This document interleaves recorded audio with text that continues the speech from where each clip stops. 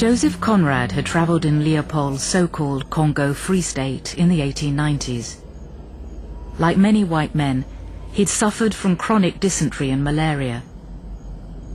His physical degeneration was coupled with a deep disillusion with the way Leopold's regime exploited the land and its people. And what he saw, the behaviour of the white man there, scarred him so much, and it sat in his soul for 8 years, that 8 years later, in 3 hectic months, he produced The Heart of Darkness. They were dying slowly. It was very clear. They were not enemies. They were not criminals. They were nothing earthly now, nothing but black shadows of disease and starvation, lying confusedly in the greenish gloom. Brought from all the recesses of the coast, in all the legality of time contracts, lost in uncongenial surroundings, fed on unfamiliar food.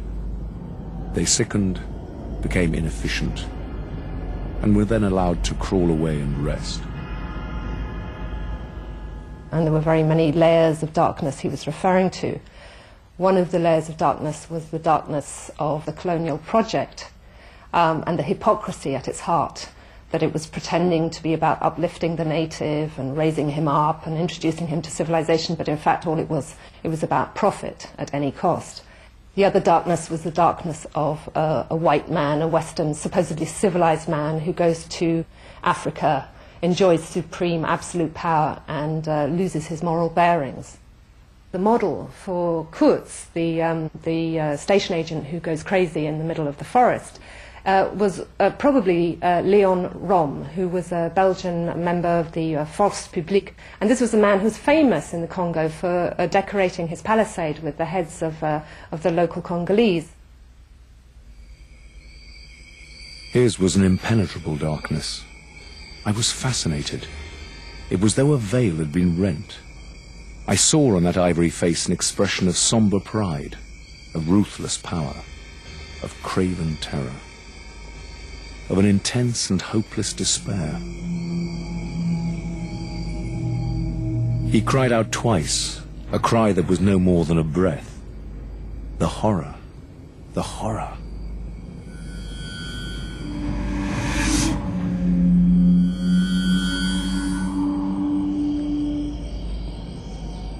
And then the last darkness is the use now that we always think of when we use that phrase, heart of darkness, which is the savagery of primeval Africa. And it's very interesting that that use is the only one now that we see in the media today. At the time of its publication, Conrad's book was just the opening salvo in what eventually amounted to a barrage of criticism of Leopold's Congo. The first human rights campaign of the 20th century, it was also to be the first to use photographs. Taken by British missionaries, they provided the evidence and produced outrage. In 1908, Leopold handed his Congo Free State over to the Belgian nation. The extreme abuses of the past slowly began to diminish. But among all the colonizing nations, the idea of the civilizing mission to the benighted forest colonies was to be perpetuated for another half-century. It is Leopold's museum outside Brussels that exemplifies this propaganda more than any other. Financed from the profits of his rubber trade, he built a stately memorial to himself and his image of Western civilization in the Congo. He died before it was completed. Although its new administration has plans to update it, the Royal Museum of Central Africa still displays the image of the white man's mission, stimulating an ambiguous response from Congolese visitors. There was a positive side to the presentations of the colonial museums. They were also availing themselves of the cultural wealth of the forest people. Figurines and masks from unknown sculptors of the forests were a revelation to artists like Derain, Vlaminck, Modigliani and Picasso. The region's natural riches were also being collected in great numbers. Museums all over the world enticed their publics with vast displays of the forest's flora and fauna. Hunters and naturalists combed the forest for more and more exotic species, in what was still seen as a primeval forest. There were rumors that the forest harbored survivors from the dinosaur era. Sadly, no dinosaurs were discovered, but the zoological world was rocked with other discoveries. One came from the mountains on the eastern edge of the Congo forest. Au début du XXe siècle, en 1902, une nouvelle espèce de gorille, les gorilles des montagnes, Gorilla berengei, est découverte. Mais cette découverte fait l'effet d'une bombe. The American zoologist Carl Akerley was commissioned to collect specimens for the American Museum of Natural History. But Akerley began not only to reassess the image of the gorilla, but he brought a new concept to the region: conservation. Le fait aussi que le gorille est un animal timide, un animal sensible, délicat, qui est essentiellement végétarien, qui vit en petits groupes, qui est bipède mais qui évolue aussi à quatre pattes, fait que doucement la mentalité va commencer à changer.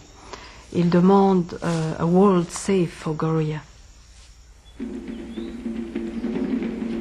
Akerley's exertions resulted in the creation of Africa's first national park.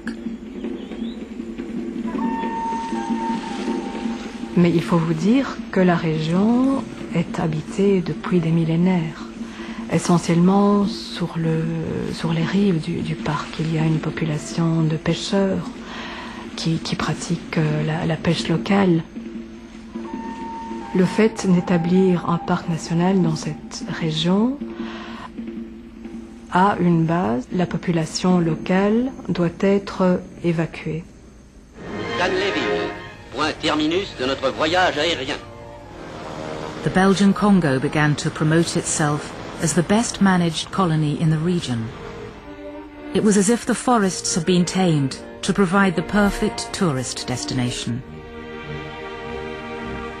La douane, encore la civilisation. Voici notre premier hôtel congolais.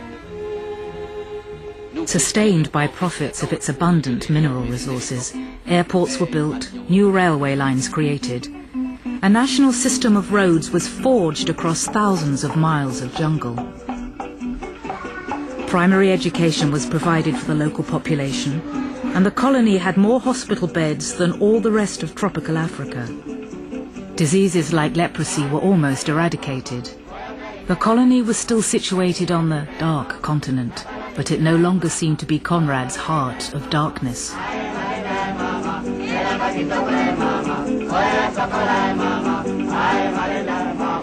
The Congo was at its zenith in the 1950s, late 1950s. This was a time when it was integrated with the rest of the world. You could take a flight and land in the Congo quite happily, and it would connect on. That was the point, it was connected. You could buy a railway ticket in what was then Rhodesia and travel into the Congo. I know this because my own mother did it in 1958. Just a young girl in her 20s, not a particularly adventurous traveller by her own admission, and she just went through the Congo because she was on a journey from Rhodesia to Kenya, and it was the way to do it. The region's roads, railways, airports, schools, hospitals and hunting lodges were financed from the superabundance of mineral deposits that lay beneath the ground. Forest products like rubber and oil palm brought in more revenue. The very fact that it was a rainforest provided another resource. The great cliché about the Congo, it is cursed with its resources. It has everything you could possibly want. It has power, hydroelectric power, more than anyone could dream of. If you could reasonably trap that river. Similarly, the Congo's copper deposits, again, the richest in the world. Cobalt deposits, the richest in the world. Alluvial diamonds, fantastic. Kimberlite diamonds, even better. Gold, it goes on. Cassiterite, coltan, it's all there.